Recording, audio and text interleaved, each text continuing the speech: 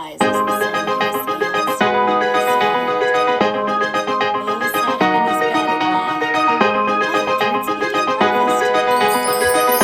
His stomach was Drake and Anna dressed for dinner.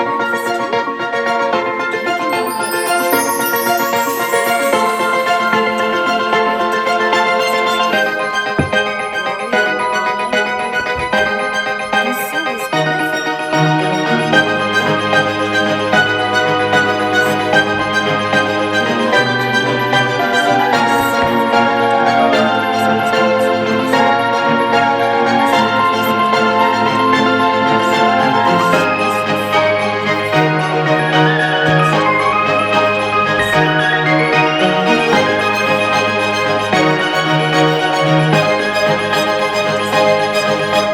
Drake, I think Anna should go with you and Wildroot to Stelberg.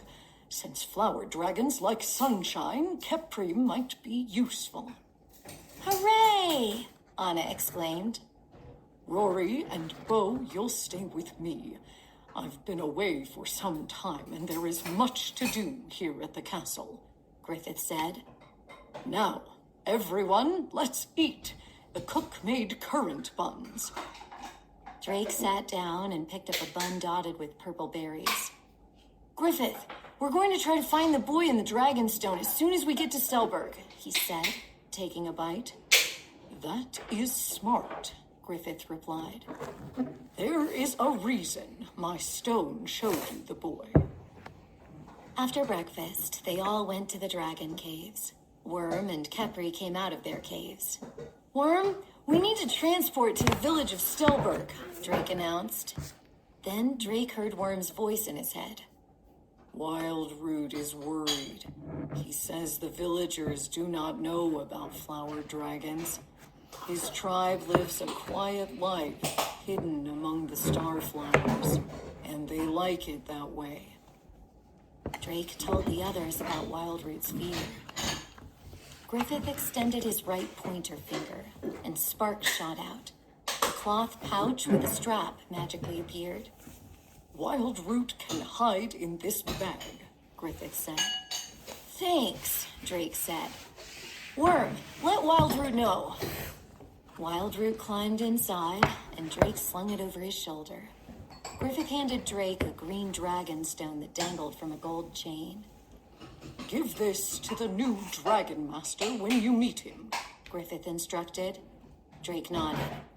Yes, Griffith. He tucked the stone into his pocket. Then he and Anna touched Worm, and Anna touched Kepri.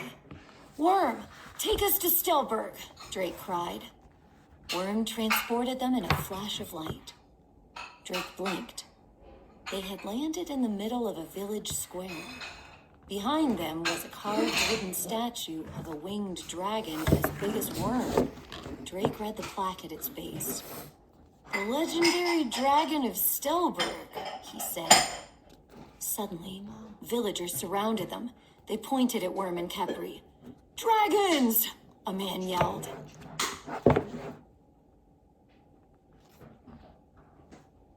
Chapter 5. Oscar. Our dragons are friendly, Drake told the villagers who had gathered around them. Yes, please don't be scared, Anna added. A woman stepped forward. We are not afraid of your dragons, she said. It is good to see dragons in our village again. Drake pointed to the statue. Did that winged dragon once live here? She nodded. Yes, she did. You see, all kinds of dangerous creatures live in the lofty mountains. That great dragon protected Stelberg from them. But we have not had a dragon protector here for 100 years. Anna looked at Drake, and he gazed down at his bag. They would have to explain things without giving up the secret of the flower dragons. We have come here because of a very special dragon, Drake announced. Yes, and we are looking for the boy who has been chosen to become this dragon's dragon master, Anna added. We don't know the boy's name, but he should be 8 years old, Drake said. With blonde, wavy hair, Anna added. The woman turned to the villagers. Boys, come forward. 6 boys made their way to the front of the crowd. All of them had blonde, wavy hair. But Drake and Donna recognized the boy from the Dragonstone. Drake pointed at him. "The Dragonstone has chosen you to be a Dragon Master." "My name is Oscar," he said, grinning with excitement. He looked up at Worm and Kepri. "Which of these fine dragons shall I be master of?" Drake wasn't sure what to say. Then he heard Worm's voice. "Wildroot would like to meet Oscar. He is not afraid anymore." "Your dragon is right here," Drake told Oscar, and he opened his bag. Wildroot crawled onto Drake's arm. "This is Wildroot." Oscar frowned. "That is my dragon? Are you kidding me?"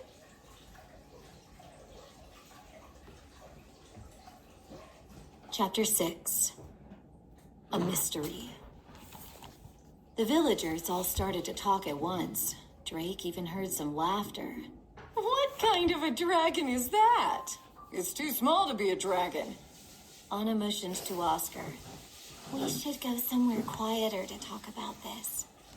"Follow me," Oscar replied. "But I can't talk long. I've got something very important to do." Oscar led them outside the village square, past the Stelberg Inn and buildings where food, clothing, and other goods were for sale. Then Oscar stopped next to a field of grazing sheep. "All right," he said. "Who are you, and what do you want?" "I am Anna, and this is my dragon Kepri," Anna answered.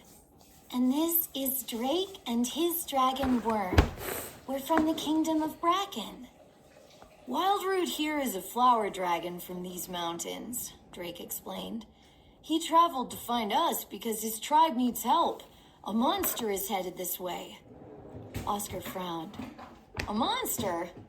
"Yes," Anna replied. "And if we all work together, we can stop it."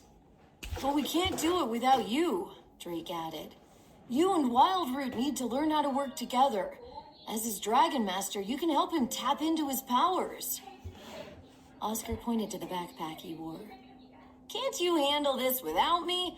I'm on my way to Greystone Castle to find my father." "Where did he go?" Anna asked. 1 month ago, he went on an errand to the castle and he hasn't come back," Oscar replied. "I'm afraid something terrible has happened to him."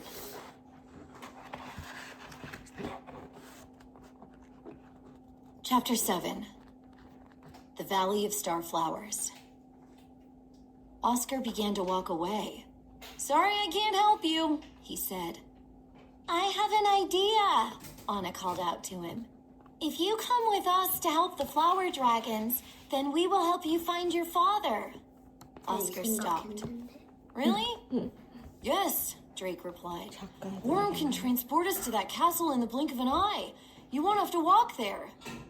"Can we go to Greystone first?" Oscar asked. Drake shook his head. "No, we must hurry to stop the monster." Oscar looked thoughtful. Then he nodded. "Okay, let's get going. The sooner we learn what this monster is all about, the sooner we will find my father." Drake took the Dragonstone from his pocket and put it around Oscar's neck. "This will help you communicate with Wildroot. We will explain on the way." Wildroot hopped onto Worm's neck. "Wildroot will show me the way," Worm told Drake. "We will take the lead." As they walked away from the village, Drake touched his Dragonstone. "Did you see how my Dragonstone just glowed, Oscar?" Drake asked. "The stone allows Dragon Masters and their dragons to understand each other. I can hear Worm's voice in my head. He can hear my voice, too." "Oscar, why don't you try communicating with Wildroot?" Anna suggested. Oscar looked down at his Dragonstone. "Okay," he said. "Hey, Wildroot, why are you so small?" Anna glanced at Drake and shook her head. Oscar waited. "Not glowing. I think your magical stone picked the wrong boy for this little dragon." "Worm, does Wildroot feel any connection at all to Oscar?" Drake asked. "He says that Oscar is a turnip head," Worm replied. Drake sighed. I don't think these two will ever connect, he whispered to Anna. They walked for about an hour down the side of the mountain. Worm stopped as a valley opened up before them. This is the Valley of Starflowers, Oscar remarked, gazing all around. It's where the grandmothers come to collect flowers for tea. Tiny white flowers dotted the green grass as far as they could see. How beautiful, Anna whispered. Wildroot stood on his back legs. He began to sing. Ooh, ooh, ooh, ooh, ah.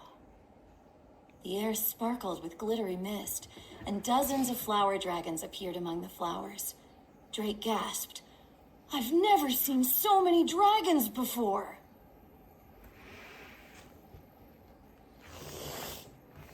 Chapter 8. Legend of the Werewolf.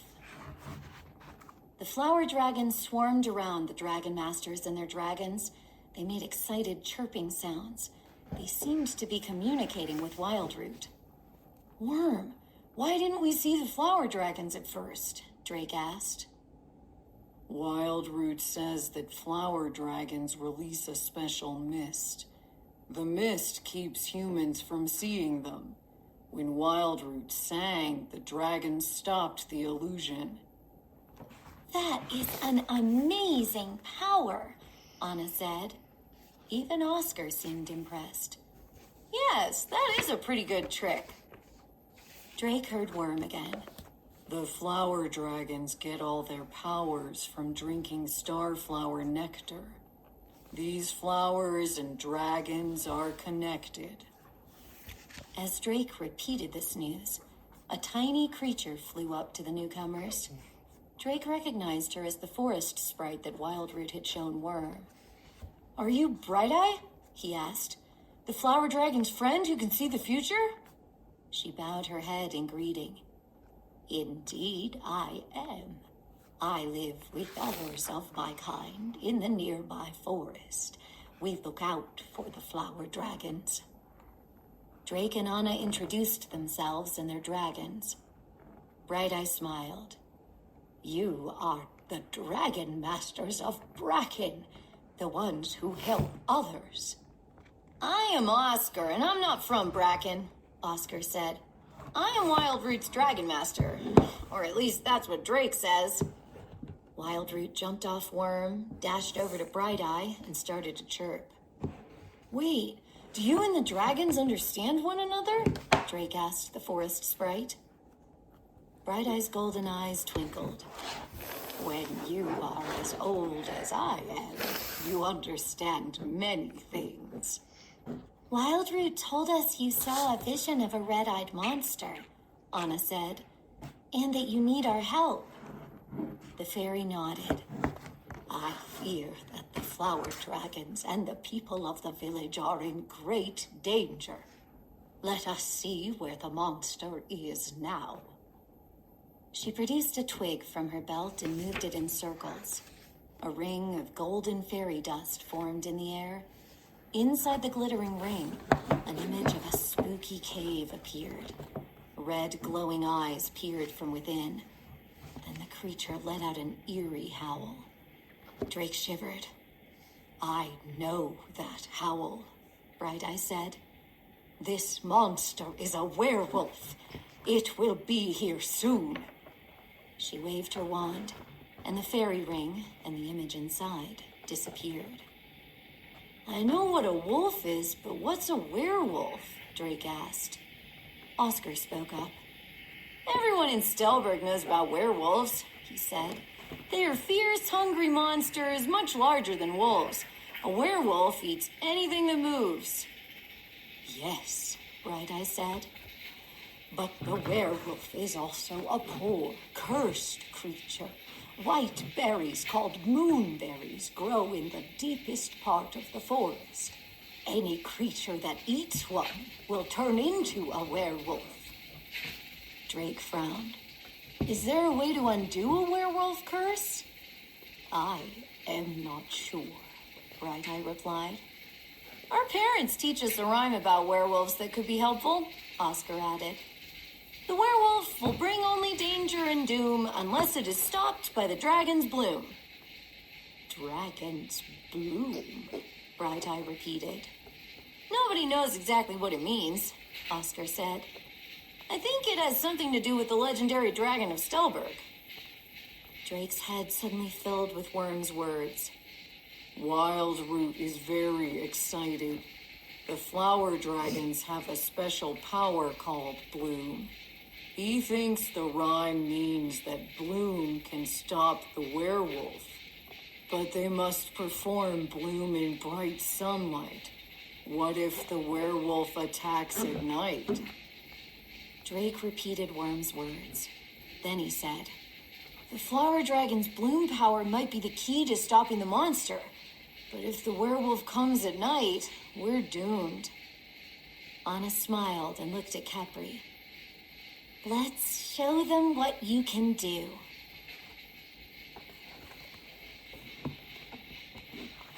Chapter 9. Dancing Dragons. Capri nodded to Anna and soared up into the sky over the Valley of Starflowers. Wildroot and the tribe of flower dragons gazed up at the sun dragon. Then Capri opened her mouth and a wide beam of soft, warm sunlight streamed out. The flower dragons closed their eyes and drank in the warmth. Then they opened their eyes and began to move. They formed a circle. Each dragon began to twirl and spin and leap. They're dancing! Anna called out from above. She stared at them, spellbound. Flower dragons eat sunlight. It powers them up, Drake remembered. Kepri's light must be giving them extra energy. Incredible, Bright Eye said, fluttering her wings. They will be able to perform Bloom even if the werewolf comes at night. Oscar put his hands on his hips. That's great, but a werewolf is a terrifying creature with sharp fangs and wicked claws. Even with some flowery, blooming power, a bunch of tiny dancing dragons won't be able to fight a werewolf. We need to go back to the village, get pitchforks, and... What about your rhyme? Drake reminded him. It says that the werewolf can be stopped by the dragon's bloom. That has to mean the bloom power, doesn't it? Oscar frowned. Maybe, but... Aye! A strange wail echoed through the valley. Startled, Capri quickly landed in the grass. The flower dragon stopped dancing. Aye! Is that the werewolf? Anna asked. A rustling sound came from the forest at the edge of the valley. Suddenly, an army of strange creatures emerged from the trees. Aye! Oscar gasped. The Finsterbuns! He cried.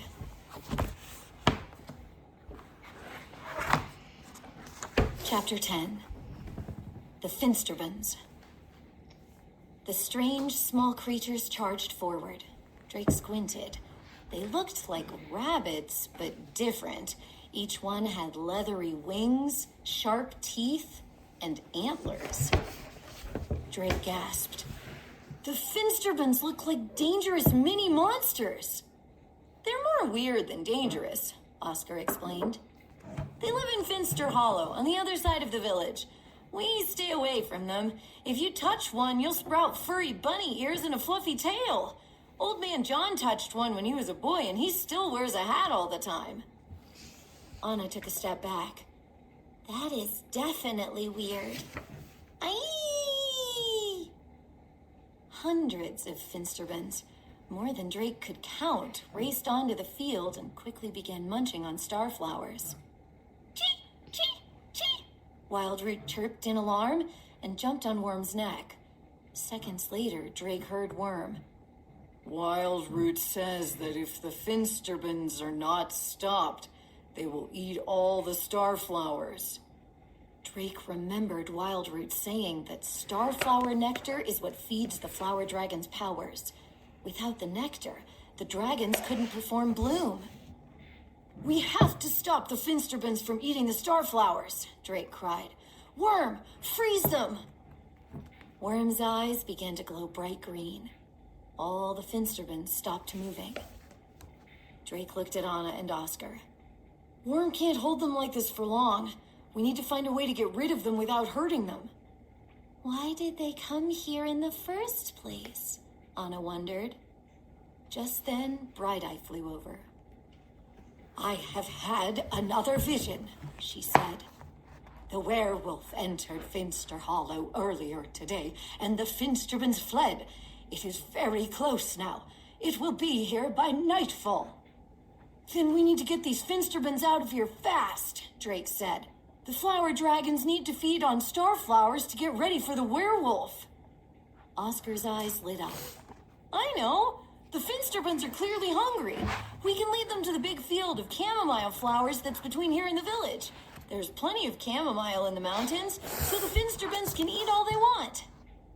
I think the Finsterbans might follow the flower dragons if they start dancing again, Anna suggested. I know I couldn't take my eyes off them. Drake nodded. It's worth a try. Bright Eye fluttered her wings. I will ask the flower dragons to follow Capri, she said, and then she flew off. Anna jumped on Capri's back. Let's fly. Capri flew to the group of frozen Finsterbans. She streamed sunlight in front of them, and the flower dragons flocked to the light. Once again, they began to dance. All right, Worm, unfreeze the Finsterbans, Drake yelled. Worm's eyes stopped glowing. The weird creatures started moving again. They munched on the flowers. Then they noticed the flower dragons, and their heads all turned at once. Capri, forward! Anna cried. Capri slowly flew toward the chamomile field. The flower dragon tribe danced after her, and one by one, the Finsterbans hopped after them. Drake grinned. It's working! Capri and the flower dragons are leading the Finsterbans away from the Valley of Starflowers!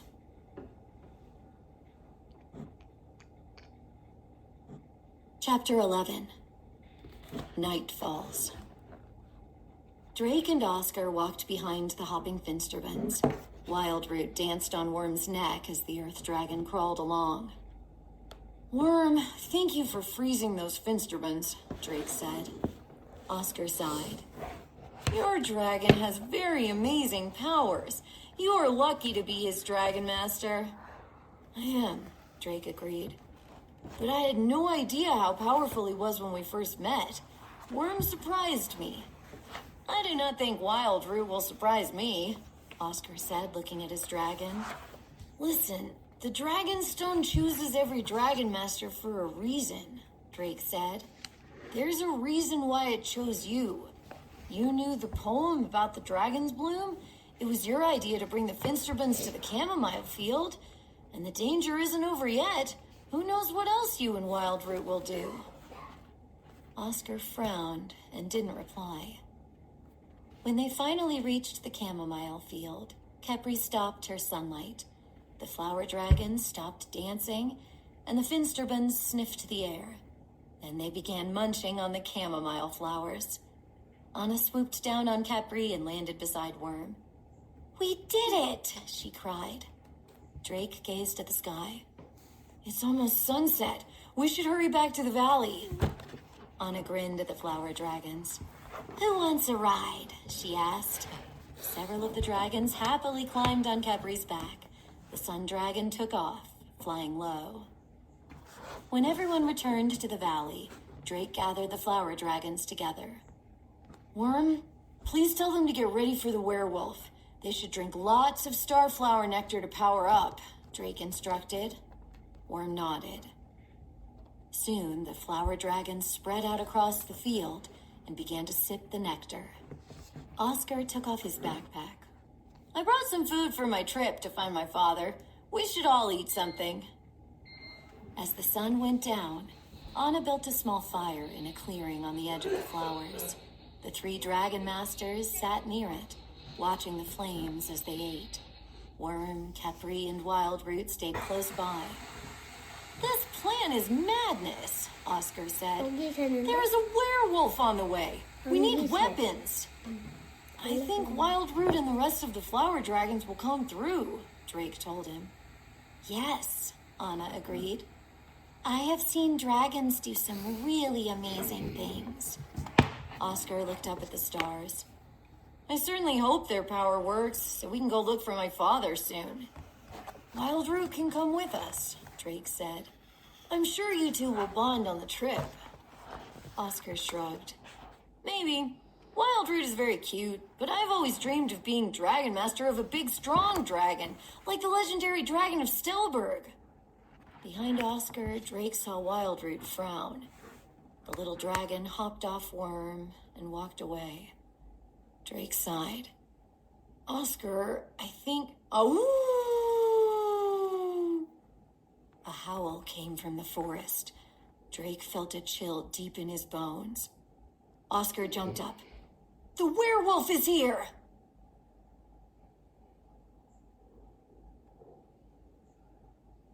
Chapter 12. Under attack. Shaking in fear, the flower dragons rushed toward the Dragon Masters. Bright Eye flew over to Drake. We must wait until the werewolf is in sight to perform Bloom, she told him. Wild Root can command the flower dragons when it is time.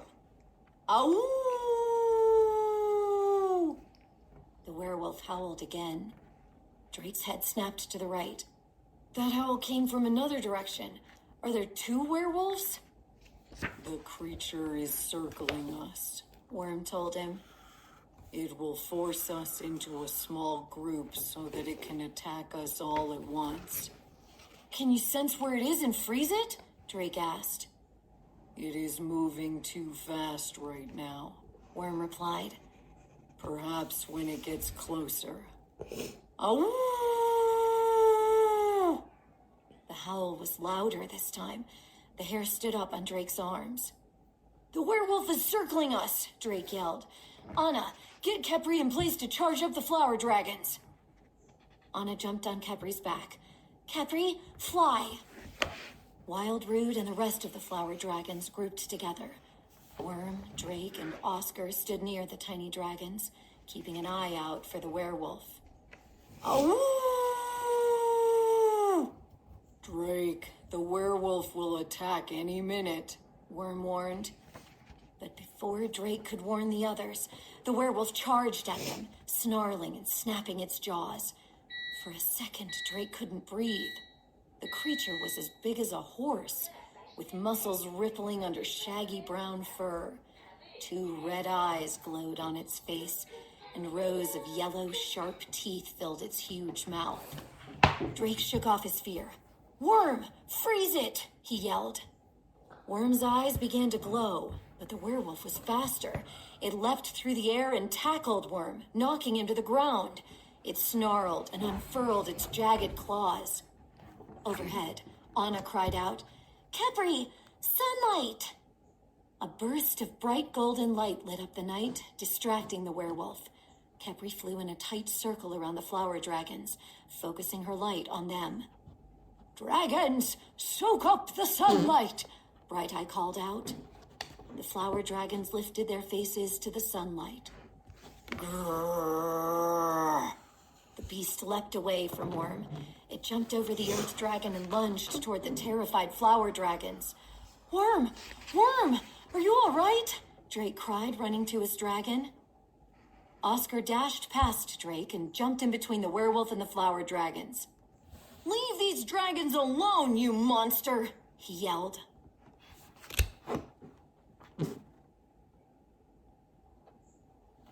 Chapter 13. Bloom. The werewolf lunged at Oscar, snapping its jaws. Oscar! Drake yelled. The werewolf's body glowed green, and it stopped in midair. Drake gasped and looked at Worm. The dragon's eyes were open and shining with green light. Good work, Worm! Drake cried. Oscar's face was pale. He turned to Drake. What now? Drake heard Worm's voice in his head. This werewolf has powerful energy. I can't keep it frozen much longer. The flower dragons must perform Bloom. Ask Wildroot to give the flower dragons the command, Worm, Drake instructed. Suddenly, Wildroot climbed onto Oscar's arm. Oscar's dragonstone began to glow. His mouth dropped open. I can hear Wildroot in my head, he said, turning to his flower dragon. The flower dragons are ready, but Worm must let go of the werewolf for their bloom power to work. Oscar looked into Wildroot's eyes. I know you can do it, and I will be here to protect you if you need me. Wildroot nodded. Bright Eye landed on Oscar's shoulder. You and Wildroot are ready to lead the flower dragons. Oscar smiled proudly. Okay, Wildroot, tell the dragons to perform bloom. The flower dragons began to glow with soft white light. The petals on top of each one's head opened up. A sweet scent traveled across the air. They're ready, Oscar announced. Worm, unfreeze the werewolf now, Drake yelled. The green glow in Worm's eyes faded. The werewolf landed on the grass and snarled. Then it sniffed the air. The creature collapsed to the ground. I think it's working, Oscar cried, and Drake and Anna cheered. But then the werewolf slowly began to rise, growling. Suddenly, Wildroot ran toward the werewolf. Wildroot, what are you doing? Oscar yelled. Wildroot jumped on the werewolf's back. The dragon's body started glowing brightly, and the wolf's nose twitched from the flowery smell. White light spread across the werewolf. Then the creature became still. In a flash, the light exploded. Drake had to shield his eyes from the brightness. When the light faded, he saw a man lying in the grass where the werewolf had been. A man with blonde, wavy hair.